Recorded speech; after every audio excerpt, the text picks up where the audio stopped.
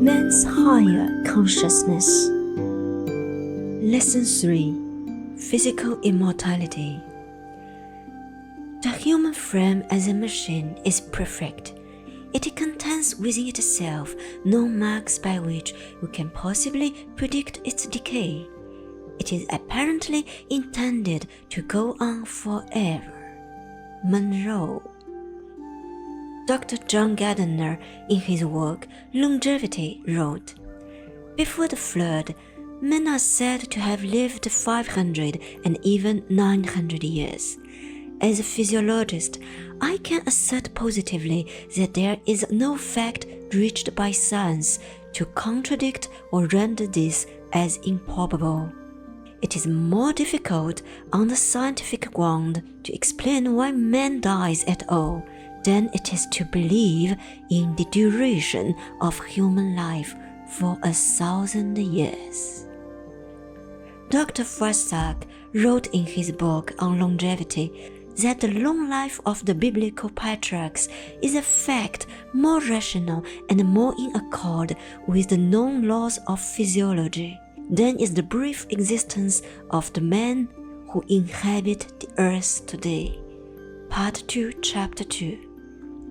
After years of investigation, the famous Machnikov declared that the deterioration of the bodily structure and the old age are due to minute quantities of poisonous substance in the blood.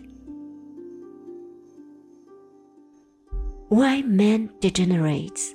In this book, Prolongation of Life, Machnikov furnishes the first logical explanation in modern times of the degenerative changes occurring in the body and why. His findings have been confirmed by leading researchers, including such noted doctors as Creel, Infraham, and Carroll. Creel said that there is no natural death. All deaths from so-called natural causes are merely the end products of a progressive acid saturation. Abraham declares, all creatures automatically poison themselves, not time, but these toxic products produce the senile changes that we call old age. Carroll asserted, the cell is immortal. It is merely the fluid in which it floats that degenerates. Renew this fluid at proper intervals and give the cell proper nourishments upon which to feed, and so far as we know now, the pulsation of life may go on forever. Quickly, involuntarily, the thought comes, why not with men? Why not purge the body of the worn-out fluids, develop a similar technique for renewing them, and so win immortality? Man the unknown. Carroll was great, but he missed some vital points. He could not rise above the medical theory of cell nutrition. We show in our work, the nutritional myth, that the cells of the body are self-sustaining, self-existent, and eternal. They are far above the nourishment level. In the attempt to nourish cells which need no nourishment lies one of the errors that hurries men to the grave.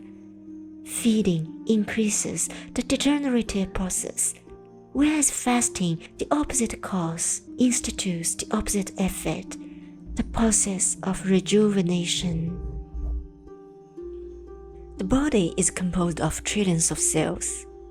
Carroll shows that all organs and the structures that constitute the body as a whole come from the original parent cell by the process of cell division and subdivision.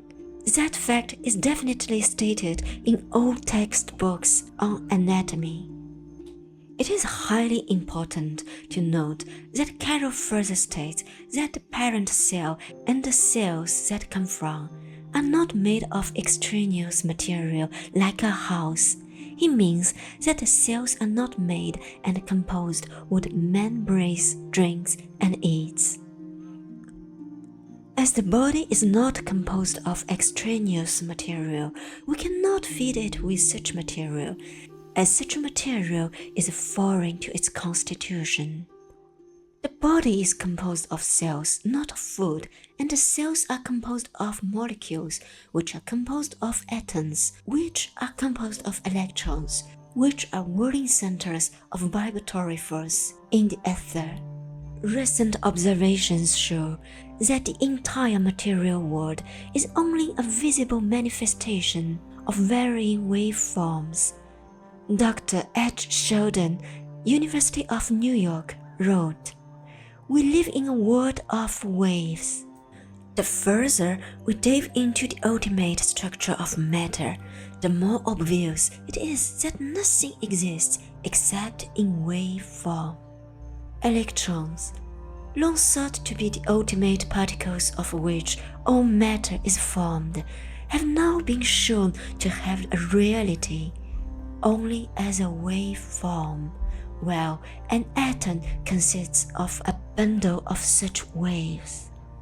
This means that cells consist of a bundle of such waves, as cells are composed of nothing but atoms.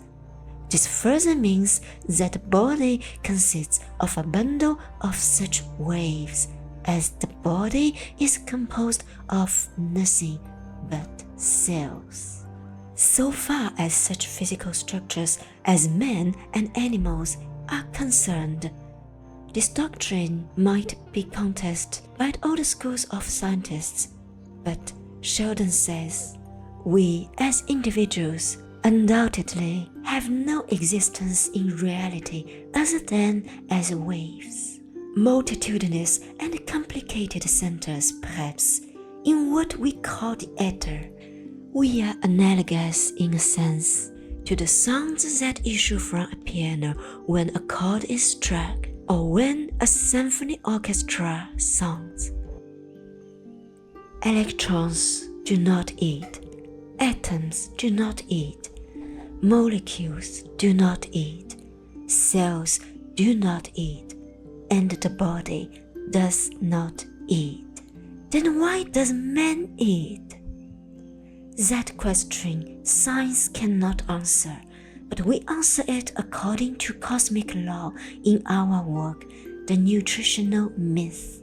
We said, cell and body nutrition is a myth. What man consumes does not supply cell nutrition by assimilation as taught by science. The ingested substance merely produces activity in cell function by stimulation and not by nutrition. Two types of stimulation seem essential for the function of living cells, vital and chemical. The nerves supply the vital from the life source, and air, food, and liquid supply the chemical. The ingested substances contact and stimulate the cells into action and pass from the body through the eliminative channels, as flowing water turns the wheel of a mill, thus activating the machinery in the mill that does the grinding. Page 17. The transportation system. Consider the water and the water wheel. The water below the wheel is the same that activated the wheel as it passed.